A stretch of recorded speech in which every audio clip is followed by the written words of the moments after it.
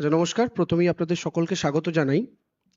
আপনারা জানেন গত বেশ কয়েকদিন যাবৎ যাদবপুর বিশ্ববিদ্যালয়ে ঘটে যাওয়া যে ঘটনা, যেখানে শিক্ষামন্ত্রী সহ অধ্যাপক সহ আমাদের তৃণমূল ছাত্র পরিষদের বিভিন্ন সদস্যরা তাদেরকে যে আক্রমণ করা হলো এবং সেইটাকে কেন্দ্র করে যে কুনাট্য রচনা হয়েছে, সেটাকে কেন্দ্র করে যে মিথ্যে ফেক নিউজ, যে মিথ্যে ছবি, ভুয়ো ছবিকে কেন্দ্র করে বাংলার রাজনীতিতে প্রাসঙ্গিক হওয়ার চেষ্টা করছে সিপিএম, বিশেষ করে তাদের ছাত্র সংগঠন, এবং তার সঙ্গে সহযোগিতা নিয়েছে মাওবাদীদের। সেই জায়গা থেকে দাঁড়িয়ে আমরা দেখছিলাম যে এসএফআই এর তরফ থেকে কয়েকটা প্রেস কনফারেন্স হয়েছে এবং সেই প্রেস কনফারেন্সগুলোতে বিশেষ করে আমি যে কয়েকটা ভিডিও এবং পোস্ট ছেড়েছি আমরা ফেসবুকে, সেগুলোকে কাউন্টার করে বিভিন্ন রকমের তারা ভিডিও আনছেন। আমি সবার আগে প্রথমে একটু ব্যাপারটার সামারি যদি করে নিই। কি হয়েছিল? ওয়েব কুপার একটা মিটিং ছিল, ব্রাত্য বসু সেখানে ছিলেন। ব্রাত্য বসু সহ সেখানে কারা উপস্থিত ছিলেন? 3000-এর কাছাকাছি অধ্যাপক। এই ঘটনা যখন চলছে, এই প্রোগ্রাম যখন চলছে, সেই প্রোগ্রাম চলতে চলতে প্রথমেই আমি আপনাদের যেটা দেখাতে চাই যে এই প্রোগ্রাম চলতে চলতে একদম ভিড়ের পেছন থেকে বামেদের ছাত্র সংগঠনের সদস্য এবং তারই সঙ্গে কিছু হতে পারে, তার মধ্যে মাওবাদী থেকে শুরু করে বিভিন্ন সদস্যরা রয়েছেন, তারা সেই জায়গায় দাঁড়িয়ে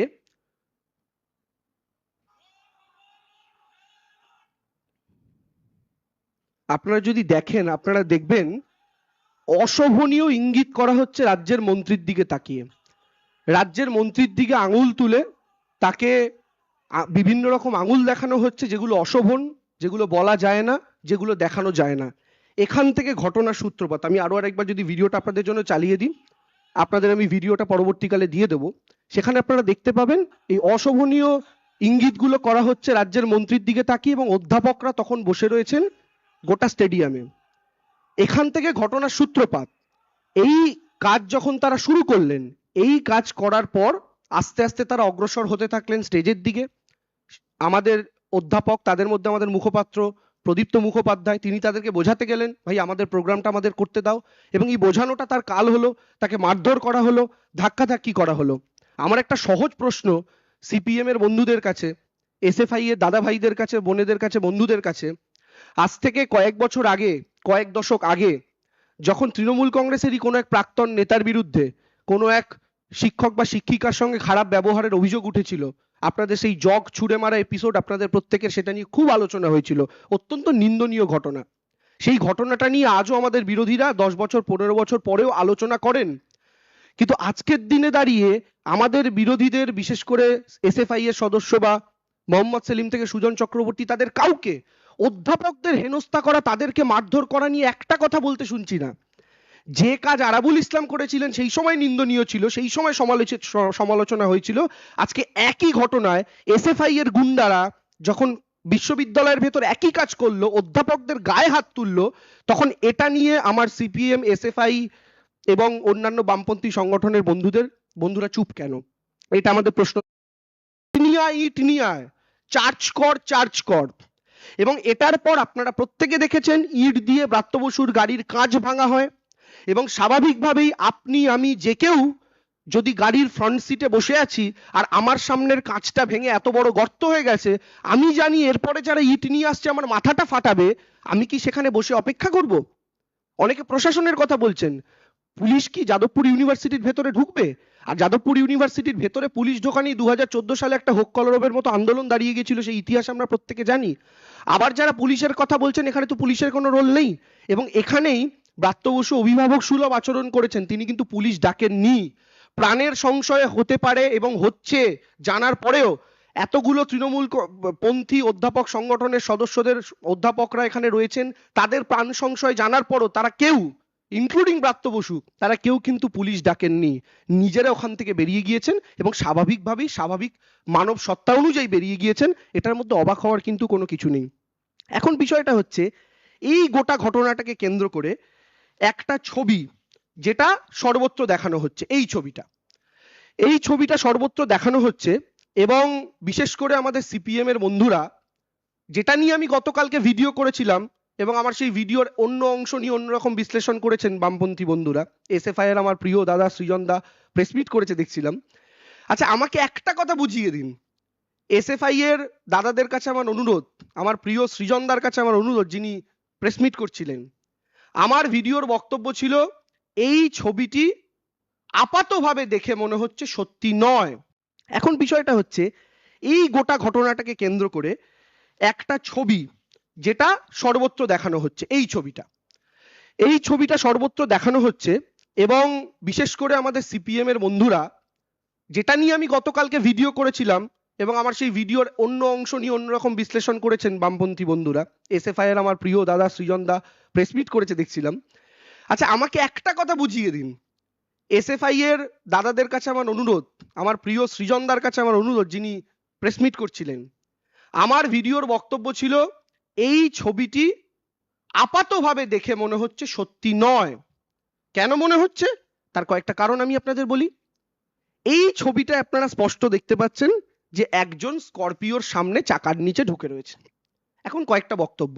প্রথম, ওই দিন কোনো স্টিল ছবি তোলা হয়নি। যে কটা ভিডিও বা ছবি আপনি আমি প্রত্যেকে পেয়েছি, প্রত্যেকটা ভিডিও থেকে নেওয়া, ভিডিও পজ করে নেওয়া তার স্ন্যাপ। এটাও ভিডিও থেকে নেওয়া স্ন্যাপ। এই যে ভিডিও থেকে নেওয়া স্ন্যাপ, তাহলে ভিডিও থেকে যে স্ন্যাপটা নিয়ে যেখানে দেখানো হচ্ছে এই গাড়ির চাকার নিচে নাকি ইন্দ্রানুজ শুয়ে রয়েছে, তাহলে আমাদের বক্তব্য হচ্ছে এই ভিডিওটা কোথায়? যে ভিডিও থেকে এই স্ন্যাপটা তোলা হলো সেই ভিডিওটা কোথায়? গতকাল সৃজন দ্বারা প্রেস মিট করে যে ভিডিওটা দেখিয়েছেন সেটা গাড়ির ব্যাক সাইডের ভিউ, এবং সেখানে যে কেউ পড়ে যাচ্ছে, সে পড়ে সাইডে চলে যাচ্ছে না কোন দিকে চলে যাচ্ছে বোঝা যাচ্ছে না। সেটা একমাত্র বোঝার উপায় ফ্রন্ট ভিউ থেকে, যে ফ্রন্ট ভিউয়ে স্ক্রিনশট তারা ভাইরাল করেছেন। তো যেখান থেকে এই স্ক্রিনশটটা, যে ভিডিও থেকে আপনারা এক্সট্রাক্ট করেছেন, সেই ভিডিওটা কোথায়? এটা যতক্ষণ না আমাদের কাছে আসছে আমরা তো এটাকে সত্যি বলে মনে করতে পারবো না, এটাই স্বাভাবিক। কারণ সব ভিডিও অ্যাভেলেবেল মার্কেটে, আপনারা প্রেস মিট করে করে সব ভিডিও দেখাচ্ছেন, শুধু এই ভিডিওটা দেখাতে পাচ্ছেন না। দেখিয়ে দিন, তাহলে বুঝবো সত্যি হয়তো কোনো ঘটনা ঘটেছে, ঘটে থাকতেই পারে তাড়াহুড়োর মধ্যে, কিন্তু দেখিয়ে দিন। এক নম্বর কথা।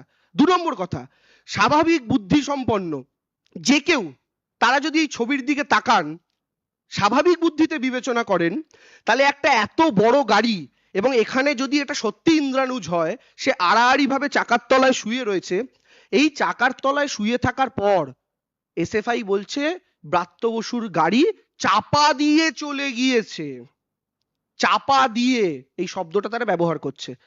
আচ্ছা, আপনারা কেউ বিশ্বাস করেন? যদি এত বড় একটা গাড়ি এরকম আড়াআড়ি শুয়ে থাকা একটা মানুষের ওপর, লম্বালম্বি হলে আমি তাও মানতে পারতাম যে ওপর দিয়ে গাড়িটা বেরিয়ে চলে গেছে, তার নাকে চোখে মুখে চোট লেগেছে, কিন্তু আড়াআড়ি সে শুয়ে রয়েছে, তার উপর দিয়ে এত বড় একটা গাড়ি গিয়েছে, তারপরেও সেই ব্যক্তির শুধুমাত্র চোখে চোট লেগেছে। এটা কি করে সম্ভব? কোন অঙ্কে সম্ভব? এটা আমাদের একটু এসএফআই এর বন্ধুরা আরেকটা প্রেস মিট করে বুঝিয়ে দিন না, একটু উত্তর দিন না, সামনে আসুন না। একজন মানুষের ওপরে গোটা এত বড় গাড়ি চড়ে যাওয়ার পর কি করে সম্ভবপর হতে পারে সেই মানুষটার কেবলমাত্র চোখে চোট লেগেছে? এবার তারা বলছেন যে চোখের ওপর দিয়ে টায়ার চলে গেছে। আচ্ছা, আমার একটা কথা বলুন, যদি চোখের ওপর দিয়ে টায়ার যেতে হয়, স্বাভাবিক বুদ্ধিতে যেটা বলে, আমাদের চোখকে টায়ারকে টাচ করতে হলে তার আগে কমপক্ষে নাকের হাড়, কপালের হাড় এবং গালের এই উঁচু অংশের হাড়কে ভাঙতেই হবে, কারণ চোখ এই তিনটের মাঝখানে অবস্থিত। কিন্তু তার কি নাকের হাড় ভেঙেছে, কপালের হাড় ভেঙেছে, গালের হাড় ভেঙেছে? না। আমি লাস্ট তার যা ছবি দেখলাম, তার চোখে কিছু ইনজিউরি অবশ্যই হয়েছে, এবং তার এই জায়গাটা করে কিছু কেটে গিয়েছে, সেলাই পড়েছে। তার চোখের ওপর থেকে টায়ার চলে গেলে মাথা তো থেতো হয়ে যাওয়ার কথা, কিন্তু শুধু চোখে চোট লেগেছে। তার মানে চোখের ওপর দিয়ে টায়ার যাওয়ারও গল্প সত্য নয়, বডির ওপর থেকে গাড়ি যাওয়ারও গল্প সত্য নয়। তাহলে এই মিথ্যাচারটা আমাদের সিপিএম এর বন্ধুরা এই ছবিটা মার্কেটে ছড়িয়ে কেন করলেন, এটাই আমরা আগের দিন জানতে চেয়েছিলাম বিভিন্ন ভিডিওর মাধ্যমে।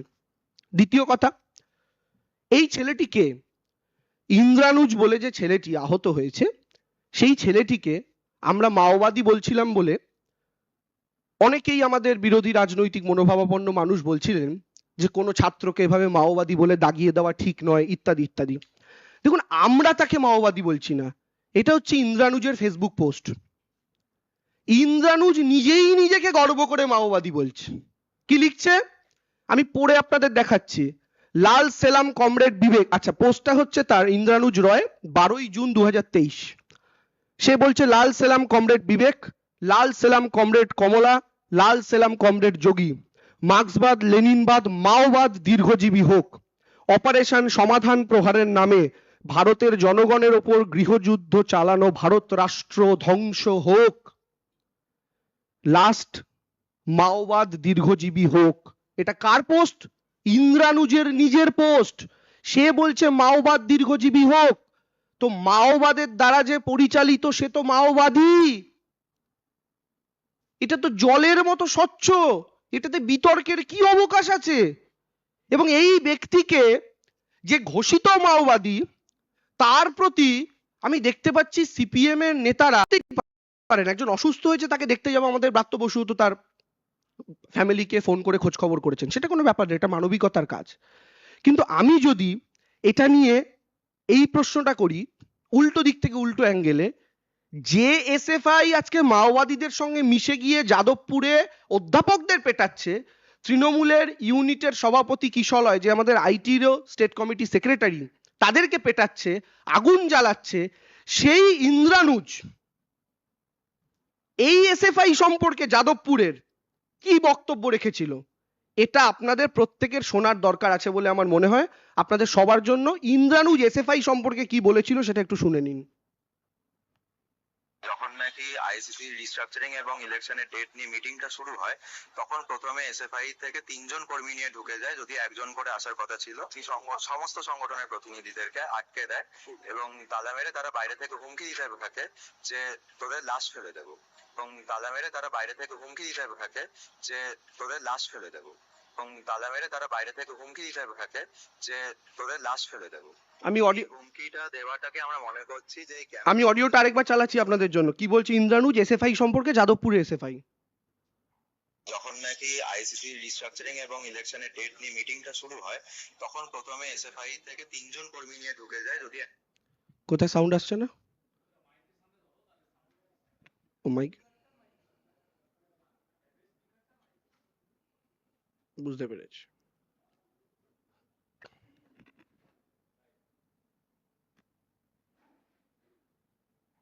যখন নাকি আইসিসি রিস্ট্রাকচারিং এবং ইলেকশনের ডেট নিয়ে মিটিংটা শুরু হয়, তখন প্রথমে এসএফআই থেকে 3জন কর্মী নিয়ে ঢুকে যায়, যদি একজন করে আসার কথা ছিল।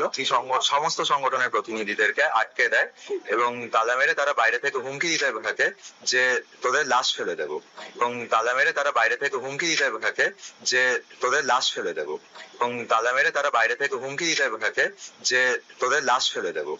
এই হুমকিটা দেওয়াটাকে আমরা মনে করছি যে এই ক্যাম্পাসের মধ্যে দীর্ঘ 5 বছর যখন ইলেকশন হয়নি, এসএফআই 2020 সেই ইলেকশনে জেতার পর থেকে মনে করেছে এই ক্যাম্পাসে তাদের একচ্ছত্র রাজ চলছে, এবং তারা নানা সময় বিরোধী মতের ছাত্রছাত্রীদের পোস্টার ছিঁড়ে দেওয়া, তাদেরকে মারধরের হুমকি দেওয়া, এমনকি আপনারা শুনলেন এই ইন্দ্রানুজ বলছে এসএফআই নাকি তাদেরকে লাশ ফেলে দেওয়ার হুমকি দিয়েছিল। ইন্দ্রানুজের বক্তব্য, যাকে আজকে মোহাম্মদ সেলিম সুজন চক্রবর্তী দেখতে যাচ্ছেন। ইন্দ্রানুজের বক্তব্য হচ্ছে এসএফআই তাদের পোস্টার ছিঁড়ে দেয়, ইত্যাদি ইত্যাদি কাজকর্ম করে। তো এখন আমার প্রশ্ন হচ্ছে এসএফআই এর নেতাদের কাছে, ইন্দ্রানুজের এই বক্তব্য কি সঠিক? যদি সঠিক হয়, বেঠিক হলে আপনারা বলবেন, আর যদি সঠিক হয় তাহলে এই ইন্দ্রানুজের আহত হওয়ার পেছনে সত্যি সত্যি যে তার ভয় আপনারা তার লাশ ফেলে দেবেন, কোথাও আপনাদের কারসাজি ছিল না তো, যে সামনের দিকে দৌড়তে দৌড়তে ইন্দ্রানুজ বুঝতে পারেনি? সেইটাও কিন্তু আমাদের সামনে আমার মনে হয় জানার অবকাশ রয়েছে, এবং এটাই এসএফআই নেতাদের উত্তর দেওয়ার প্রয়োজন আছে। তৃতীয় কথা কি, এই যাদবপুর বিশ্ববিদ্যালয়ে আমরা আজ থেকে প্রায় 2 বছর আগে আমাদের এক ভাইকে হারিয়েছি, স্বপ্নকে হারিয়েছি। এই যাদবপুরে যে ঘটনাগুলো ঘটেছে সেই ঘটনাগুলোর জন্য আমাদের প্রত্যেককে ইনক্লুডিং আপনাদের সংবাদ মাধ্যমকে নির্ভর করতে হচ্ছে সেখান থেকে যে টুকরো টুকরো ভিডিও উঠে এসছে তার উপর। আজকে যে কারণে তৃণমূল কংগ্রেসের দাবি ছিল যাদবপুরের ভেতরে সিসিটিভি বসানো নিয়ে, আজকে যদি যাদবপুরের ভেতরে সিসিটিভি কভার থাকতো তাহলে সত্যি সত্যি কি ঘটনা ঘটেছে, কার গাড়ি কাকে চাপা দিয়েছে,